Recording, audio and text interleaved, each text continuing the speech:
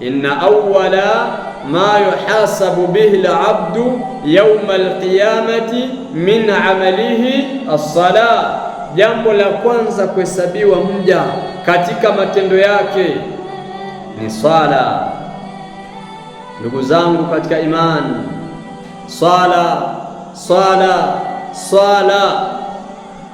Lakini haya tunayasema, watu hawana habari, watu hawana habari, kana kwamba haya majambo hayawahusu. Swala jambo la kwanza kuhesabiwa. Zingatia hilo, lifahamu hilo ndugu yangu Muislamu. Swala jambo la kwanza kuhesabiwa.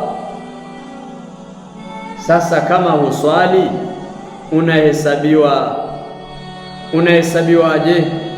Kipi kitahesabiwa kwako wewe katika swala?